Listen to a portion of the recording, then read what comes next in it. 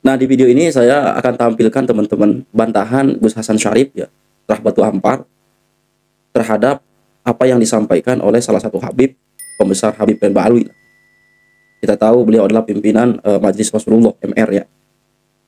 Dan di sini saya akan tegaskan teman-teman, ya saya akan pandu bahwa disinilah kita mengetahui orang-orang yang notabene apalagi Habib membela nasab Habib bin Ba'alwi itu, ini memang tidak menyampaikan itu dengan ilmiah, dengan literasi yang jelas, dengan sumber referensi yang jelas.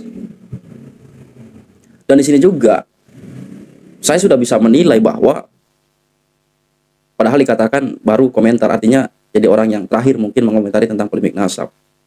Berarti memang sama sekali tidak mengikuti kajian ilmiah Kiai Imad, ya, tidak melakukan tabayun dengan apa yang disampaikan oleh Kiai Imad.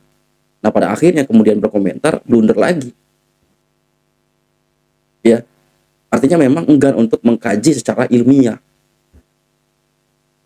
Fatal ini. Kemudian dibantahlah oleh Gus Hasan Syarif. Kita simak teman-teman.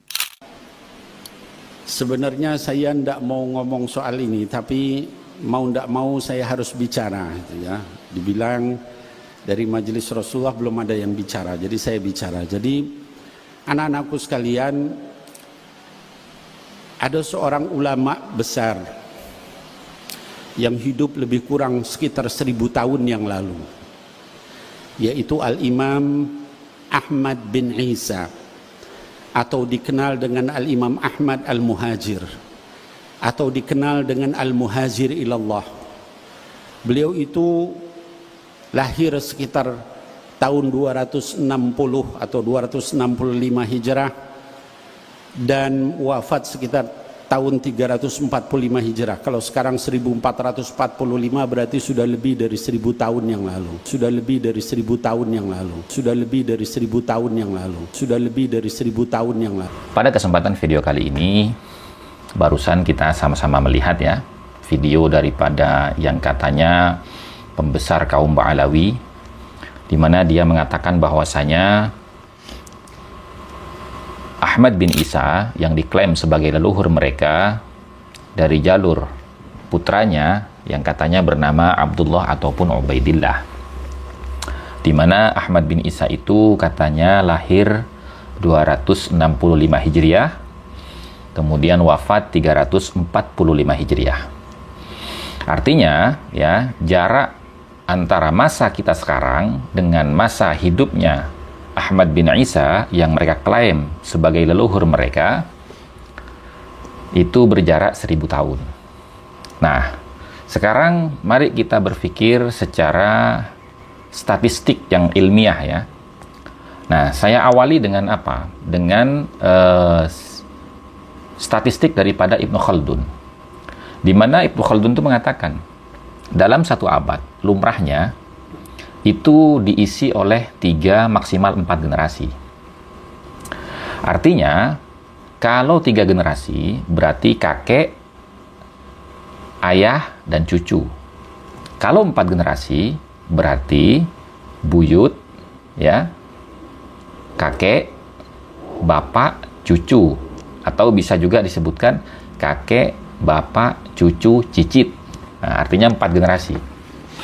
Nah, sekarang begini teman-teman ya, mari kita berpikir secara matematis ya, di mana para Ba'alawi ini nasab yang paling muda itu urutannya ke 38. Nah, bagaimana cara kita meng-cross check apakah sesuai dengan kaedah ilmu nasab urutan silsilah nasab mereka?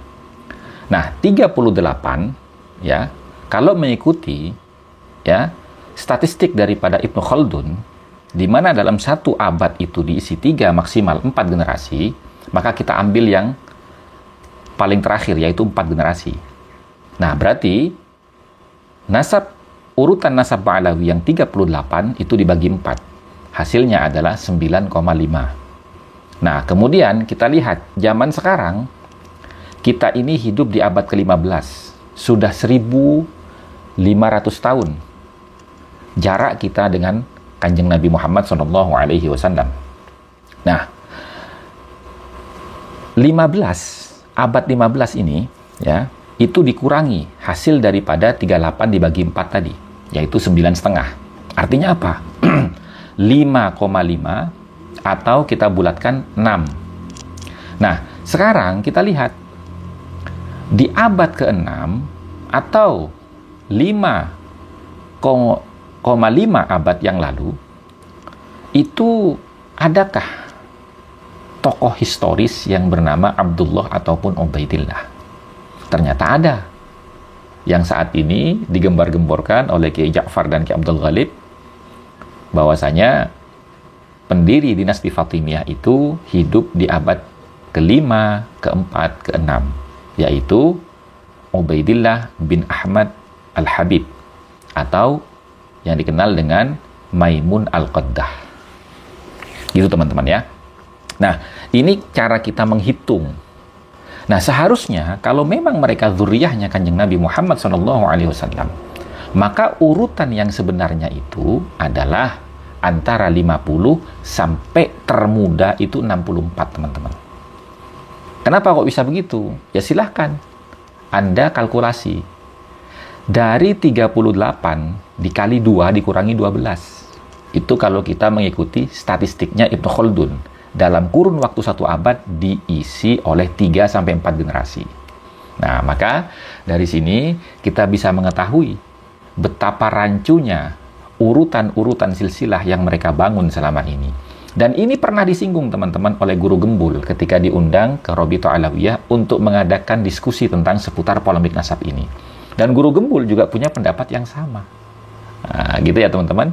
Mudah-mudahan sedikit informasi dari saya ini bisa menambah pengetahuan dan pemahaman teman-teman di dalam menyikapi dan memahami polemik nasab yang terjadi selama ini. Wallahul muwafiq ila aqwamit thoriq wal afu minkum. Wassalamualaikum warahmatullahi wabarakatuh. Waalaikumsalam warahmatullahi wabarakatuh. Jelas dan sangat berbeda antara orang yang memang benar-benar mengkaji secara ilmiah dan hanya berdasarkan asumsi atau hanya sekedar mengikuti keyakinan lama. Jadi saya pikir kalau teman-teman sudah mengikuti polemik nasab ini, saya dari awal paham pasti apa maksud dan tujuannya statement itu dilemparkan, dilontarkan. Ya tidak lebih untuk hanya sebatas alibi dan memperkuat, mempertegas. Karena memang pada dasarnya mereka itu semua masih ya berargumentasi berdasarkan asumsi terdahulu, itu aja. Ya. Alhamdulillah kita dapat wawasan baru, ilmu baru. Terima kasih Gus Hasan Syarif. Mudah-mudahan sehat selalu. Ya. Terus kawal ulama Nusantara, jaga persatuan NKRI, harga mati.